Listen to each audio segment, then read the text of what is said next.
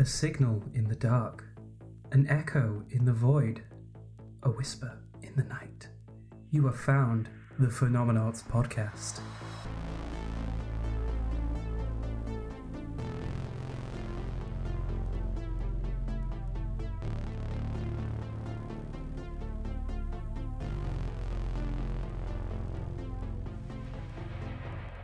Hello, you clumps of cosmically crunched carbon.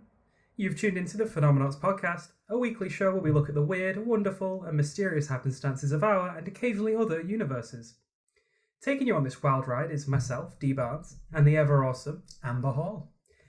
As you've probably heard, we're a multi-platform podcast, so do find us on YouTube. We have changed the channel, or we're in the process of doing so the old episodes will still be on the current channel for a little bit, including this one. Following ones will go up on the new channel, which is just the Phenomenauts Podcast. You don't want to watch those though. This is where the real stuff happens. Yeah, this is where the true professional. Yeah. We're also on iTunes, Spotify, Transistor, and our Twitter is also down right now, but that'll be coming back soon enough, so just listen out for an announcement in the future. Everyone tweets. Yeah. Even Baby Moses. Wow. Do remember to like, follow, share, subscribe, download, all that lovely stuff. It just really helps us out. Gives me a warm feeling inside as well. Yeah. So I personally, thank you. Yeah. Thank you very much. So, formal bit out of the way. We're actually back. I know. Oh man, we were on a break. We were on a break. Yeah. There's quite a lot been going on in the past month. We had some sickness, some house moving, and then I had no internet for a while. That was pure hell. It's not that we were scraping the bottom of the barrel, guys. And now we're in a new studio with slightly enhanced production values. So Go us, right? And we're still scraping the bottom of the barrel. Stop that. We're professional. We're good. We got this. Professional. We know what we are doing at all times. If you say so. I'm trying. I'm trying real hard. But yeah, we've made some changes. So let us know if you like it, hate it, want to give us some feedback. We always love that little bit of interaction with you guys. Yeah, for those watching, we've got some nice curtains. You like those? Mm-hmm. For those who are listening, that's the sound of curtains. Did you just try to ASMR the curtains to all the lovely folks out there? Yeah. Wow. All right, come on. Yeah. Let's stop messing about. Okay. We've got an interesting topic. And we should be back from like a semi-regular basis now. Oh, yeah. So, this week we're going to be talking about some unique life forms, I think is a good way of putting it. Yeah. Odd organisms. Odd organisms. Oh, that could be the episode title. Odd organisms. Odd organisms. Odd organisms. Right. So, I'll get the ball rolling, shall I? I've got a very interesting naturey thing for us. I'm just going to press some buttons. And basically, it's called the Pando Tree Colony. Pando? It has a couple different names. Pando Tree Colony. Like pandas living in trees. Pando. So, Pando Tree Colony, and interestingly, the name translates from Latin into I spread out. This is a man spreading organism right here. Tree spreading. Wow. I'll let this life form tell me how to be a life form. Yeah. I really lost my place this time. It's also named as the Trembling Giant. Panda, giant, what is it? What does it do? Well, it's located in the Fremont River Range District of the Fish Lake National Forest on the western edge of the Colorado Plateau. Wow, that's a very deep name. There's plenty to that. So it's in south central Utah. Is another way. It's in America. Yeah. Well, it's a colony of individual male quaking aspen who. Whoa. There's female aspen? Apparently so. Ah. Oh, you learn something new every day. Damn it, I've lost my place again. Why am I like this? I'm here to do one job, dude. It's just to mess you up. Yeah, you sip that drink. Leave me alone. This is mean. Right. So, it's a colony of individual male quaking aspen whom are thought to be a single asexual living organism. As they all have identical genetic markers, which effectively makes them clones. Wouldn't that make twins clones?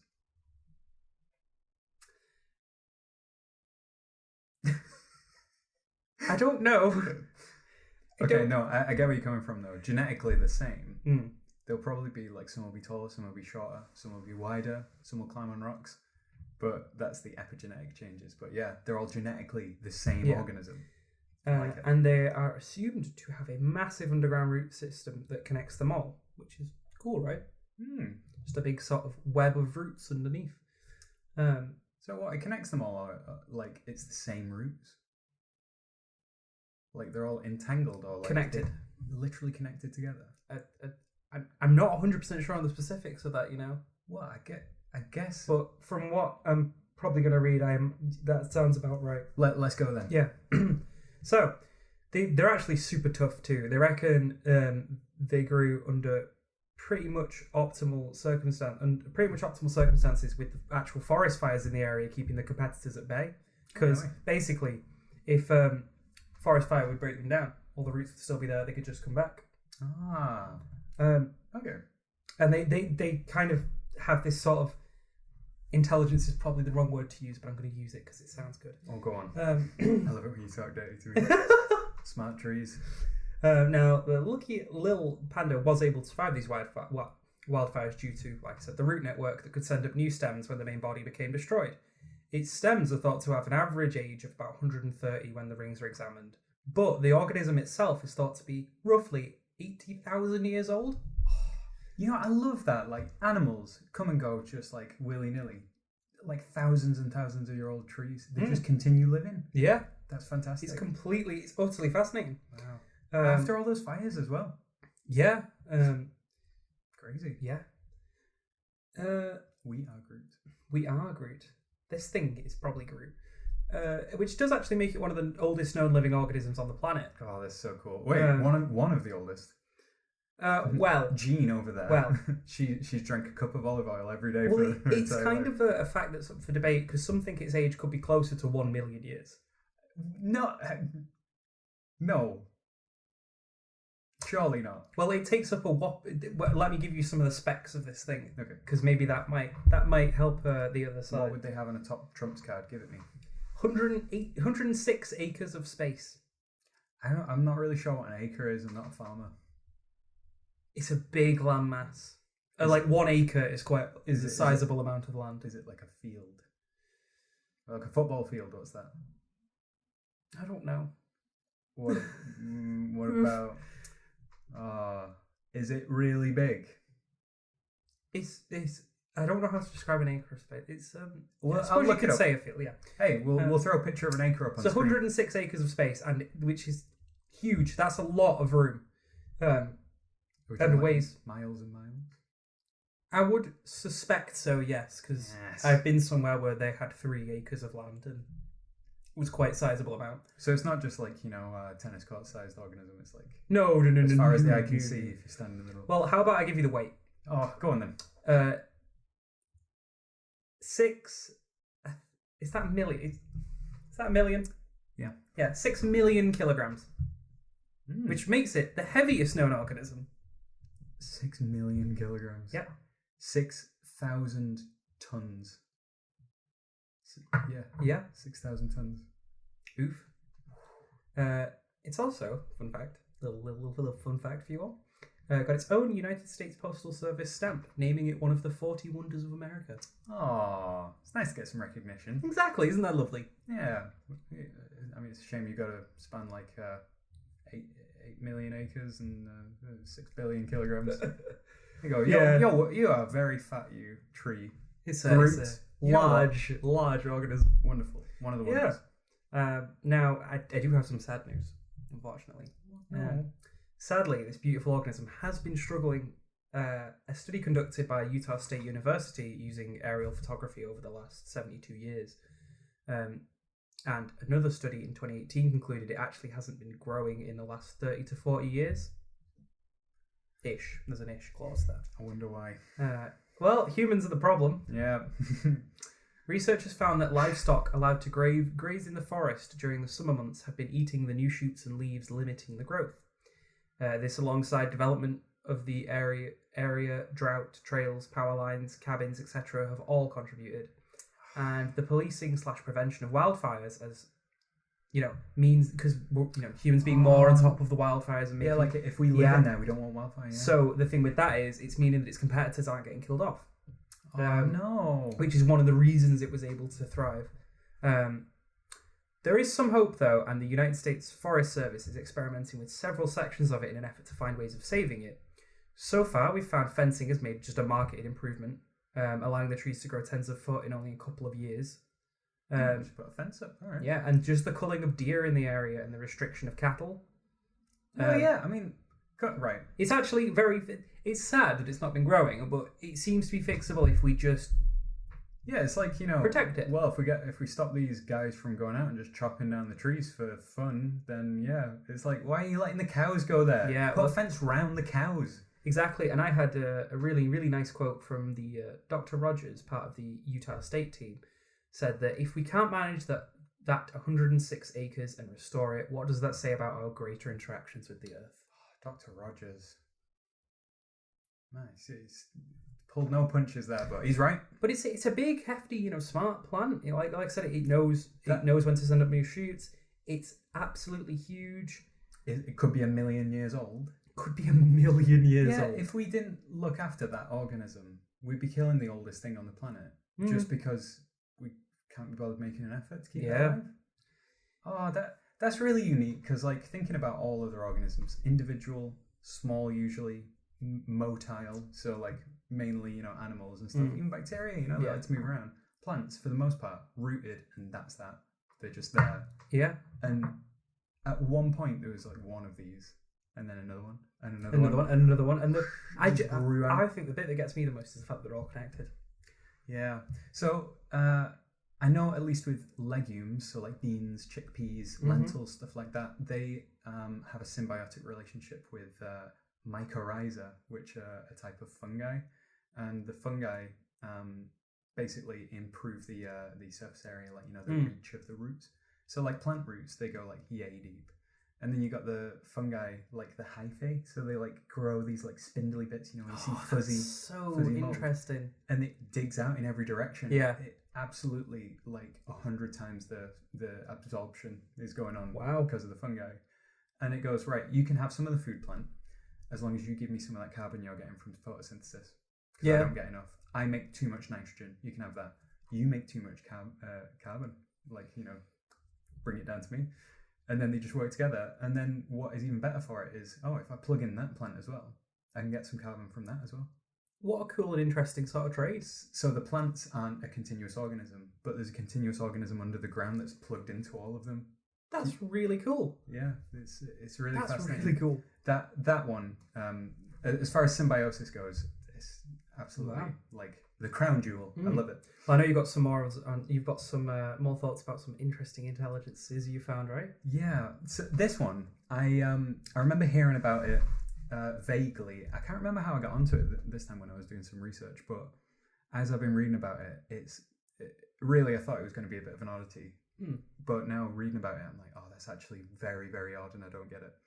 So, for having no brain or neurons, slime molds, aka Physarum polycephalum, are incredibly intelligent, capable of solving complex problems with extreme efficiency. No way. It's a mold. Mold that can think. Yeah, basically. And problem solve. But there's more about that in a second. Sorry. We'll throw a picture up because it's an interesting looking organism as well. So in this picture, you can see the slime mold is growing on the rotting trunk of a tree. It's bright yellow and it creates spindly vascular growths that connect it to food sources. It's very reminiscent of that one dude in Annihilation, who's he's in the pool that's emptied out and he's just all like growing up the wall. Ooh, it's spooky. Or the flood from Halo. It's a very kind of like sci-fi looking, don't touch that, this bad organism, it will kill everyone on the planet. It sounds like the sort of thing I wouldn't want to be within a foot of. The Last of Us or something like that, Big spooky fungi. Right, so here's the thing. You're not looking at a single creature there either. What you're looking at is many, many thousands of them.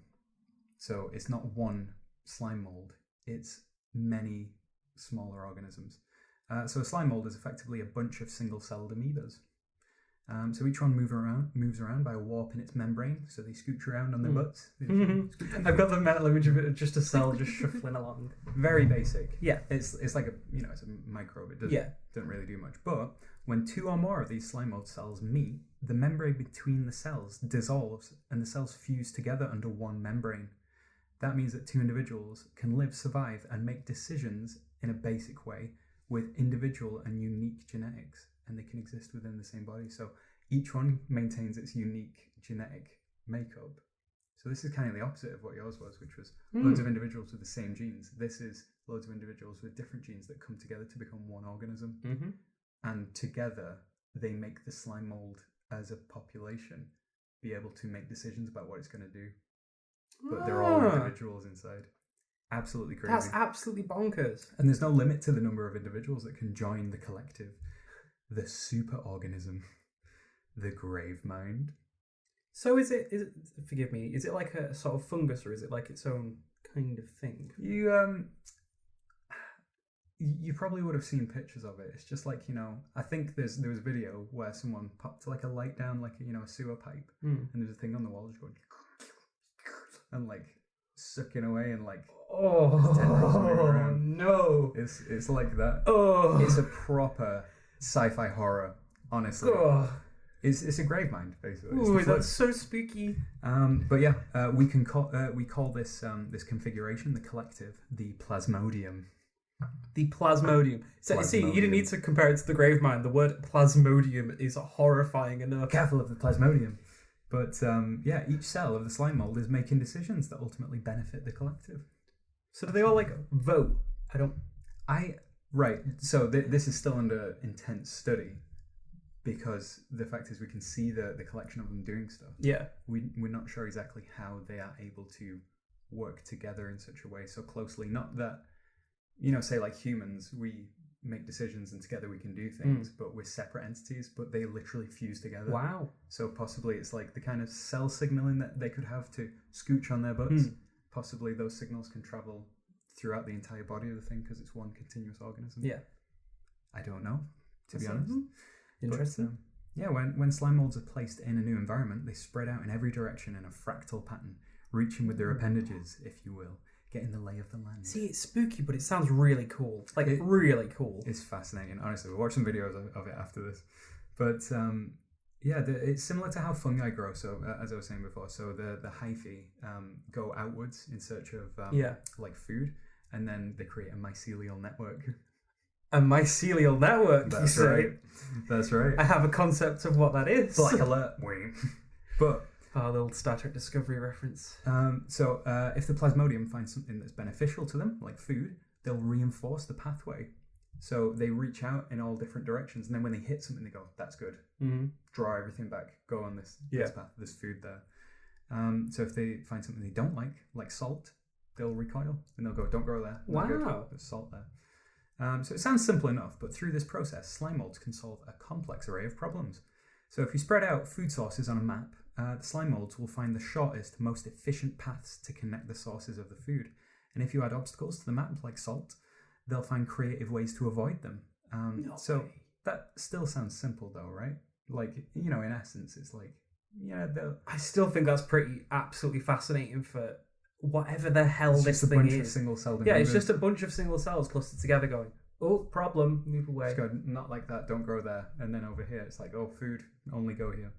So, right, get this though. Okay. When scientists model metropolitan areas like this, with the food representing centers of dense population, slime molds can roughly recreate maps like this map, which we'll show, of the Tokyo rail system. Oh.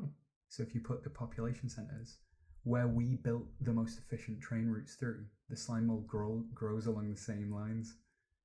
No, yeah. That's amazing. It took human engineers years to map out the system in an efficient way. It took the slime mold just a few hours. That's absolutely wild. Yeah. Absolutely wild. So again, similar to fungi's mycelial network, when they find resources, they basically draw the cellular fluid back out of the hyphae. Just let them dry up and go, forget about that. Just keep the water here so that things grow here. When it comes to the plasmodium, they effectively just go, well, no point wasting biology over there. We've got some amoebas knocking around over there. Why? There's food here. So they basically just scooch their boats back over to the centre. Yeah. Go over here, there's food. The difference is that fungi do this as one continuous organism.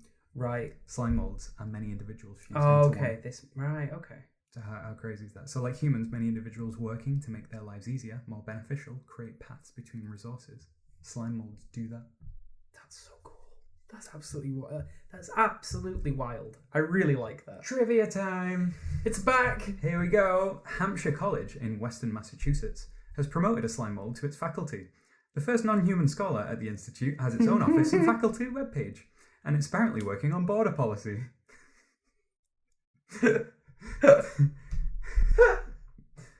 One of the professors at the college is a slime mold. You can go into the office and it's sat there. They have dinner parties where the staff have drinks and they bring little bits of oats for the slime mold. And when they're done with experiments, they don't put back antibacterial on or whatever or anything like that because they're like, it's one of the staff. So they just take it out to the forest and release it. Because they're bringing oats and stuff for it. They're like, we'll have a little sippy sip, a little cheese, a little bit of hors d'oeuvres. Bring some. I really love that. I really love that a lot. So to model the border, petri dishes are divided in half, and resources are unevenly distributed. So more on one side, more on the other side. In a petri dish with no border wall, the slime molds share the resources. In the dish with a partition, they fend for themselves. Oh. So they wrote an open letter to Congress saying you should adopt an open border policy. Yeah. Because we just work together and it's better for the entire population. Mm. If you forget about borders, the entire human population of the Earth, if we work together, it's going to be much better. You'd think it would be simple, wouldn't you? Mm. So part of their rationale for doing this is that there are a lot of open positions in the Trump administration, and the slime mold is free. This week's trivia time was made possible by the generous support of the Gravemind. Maybe she's gone with it. Maybe it's zombie jeans. How long did you spend working on that one? That one's excellent. I did that on the toilet just before we started recording. That is really good. Right, and I'm not even done. You think I was done? No. Things get even crazier. Really? Get this. They also appear to teach one another. What? They teach each other. They teach each other. Like a school, you get your diploma. More like an individual. If you drop someone in an environment, they learn something, and then you put them into a crowd, and then someone goes, oh, I'm going to go over there, and you go, well, be careful for the thing. And then they go, okay, I've got the information. And then they will act differently when they come up to something. With this, if you take one piece of a slime mold that has solved a maze and add it to another that has never seen the maze, the second slime mold will finish the maze faster than if you hadn't. No. What? I'm both fascinated and terrified by this entity. There is even evidence that slime molds can keep track of time. What? They have a sense of time. No. So, as a slime... I'll get back to that one. Let's go for the teaching one as well. Okay. Oh, well, roughly. As a slime mold moves through a maze or crawls along a forest floor, it leaves behind a trail of translucent slime. That's why they call it a slime mold. Okay. So scientists quickly noticed that a foraging slime mold avoids sticky areas where it has already travelled. So where it's left slime, it goes, oh, I don't want to go there. Okay. So this extracellular slime, researchers reason, is a kind of externalized spatial memory that reminds the slime mold to explore somewhere else. Oh, so it's like, it finds it, it's like, okay, I've been here. Yeah, so it doesn't have an internal memory, it has an external memory. Oh, that's so cool. Right. That's so cool. That's so crazy. So when researchers coated the majority of a petri dish in this extracellular slime before introducing these molds, only 8 out of 24 could find a food source on the other side of the dish, as opposed to 23 out of 24 when there was no slime. Wow. So they just kind of went, I've already been here, I don't know where to go. And then they just sort of sat there and they didn't know to go over it to find food. But if there's no slime, they just branched out, found the food, and reinforced the pathway. That's fascinating. And then left slime where there wasn't food. That's absolutely fascinating. So, memory, check. But they can even anticipate changes using a kind of body clock. So, I'll read you a paragraph verbatim from Scientific American. Quote, another set of experiments suggests that slime molds navigate time as well as space. using a rudimentary internal clock to anticipate and prepare for future changes in their environments. Tetsu Saigusa of Hokkaido University and his colleagues including Nagasaki,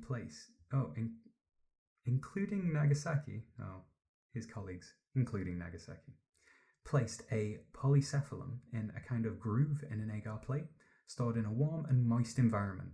Slime molds thrive in high humidity. The slime mold crawled along the groove every 30 minutes. However, the scientists suddenly dropped the temperature and decreased the humidity, subjecting the polycephalum to unfavorably dry conditions. The slime mold instinctively began to crawl more slowly, saving its energy. So they would drop the thing and it would go, it's too dry, save my energy, go So along. they just know? But I mean, that's a reaction to the environment. The weird thing is the slime mold, like after a few trials of them doing this, dropping the the temperature, making it dry, doing it. They would do it like rhythmically. So they stopped changing the slime mold environment after having done it like every 30 minutes. Yeah. But every 30 minutes, the amoeba's pace slowed anyway, even though they weren't now changing the environment because it had gone, it gets dry. Okay, stop. Okay, it's wet again. Carry on. Oh, change every half an hour. And then they just stopped doing it. And every half an hour, the amoeba would slow down. That's actually fascinating. Yeah, because it was like, well, this is the bit where it gets dry, isn't it? So it would slow down. That's completely bonkers and I love it. Strange. Where was I up to? Yeah. Eventually, though, after they'd stopped, changing the conditions, it eventually stopped slowing down spontaneously and just got back to normal because it went, there's no changes anymore. Mm-hmm. So it kind of remembered and then anticipated and then relearned that it wasn't happening and then stopped doing it again. Yeah. This is a bunch of single-celled organisms. This is Yeah, crazy. This is crazy. They did it for intervals of 60 minutes and 90 minutes as well. Although, on average, only about half of the slime molds tested showed spontaneous slowing in the absence of an environmental change. So not all of them do it, but it is something that we've seen happen. Because the slime mold cannot rely on its slime for this trick, Saigusa speculates that it is instead depends on an internal mechanism of some kind, perhaps involving the perpetually pulsating gelatinous contents of its one cell, known as the cytoplasm. I've heard that word before. I heard that word in high school. Cytoplasm. It's just like the liquid inside the cell. Yeah. Not the mitochondria or the nucleus or the membrane. It's just a liquid that holds everything. Yeah. The special goo. So they like pulse it inside. And so effectively they pulse it and they use that as a clock, like tick, tick, tick. So they go this many pulses and then the environment goes dry. So slow down. Absolutely. What? Crazy. That is so weird. And remember, they do all this without a single neuron. For their form of intelligence, their information processing ability is evolved completely separately from the nervous systems that we have. What's more, biologically modern humans have been around for what? 200,000 years? And then actual modern humans maybe like 10,000 years? Slime molds have been around for almost 1 billion years. So they're older than us, much like that tree. Single-celled organisms able to anticipate changes, remember things, and teach each other. And they're all just a bunch of single-celled organisms. That's absolutely wild. Like, I can't get my head around that. It's so cool. It's like equal parts awesome and terrifying. It's a beautiful thing. So, turns out you don't need a brain to be intelligent. Oh yeah, I'm here. I guess you could say when it comes to intelligence, when it comes to intelligence, Viscerum polycephalum really breaks the mold. For those listening, Amber tried to flick her glasses on, and one of the legs got a bit stuck there. No, I'm cool. You know, that's fine. The music played. Okay, yeah. That was really good. There's right. I specifically asked to go second so that I could use that as the ender. So you're welcome. From weird trees to whatever the hell that was. That's it from us this week, folks. And don't forget about our initiative. It's still there, still going on, still banging around. introduce the podcast to anyone you think might enjoy it. Let us know your names, either in the YouTube comments or you can email us at Phenomenauts Podcast at gmail.com. That's right. Yeah. And we'll give you a shout out live on air if you would like to do so. And don't forget, just get in touch. We do love hearing from you. Catch you all next week, folks. Peace out. Oh, yeah. Yeah, I think we did well there. 29 minutes as well. Good time. Right, yeah, we were like bang on time. I thought mine was going to run over. But I felt like I was rambling, I don't know. No, I think you did an excellent job of that. I don't know whether I should have stopped at some bits, because, my goodness, what the hell?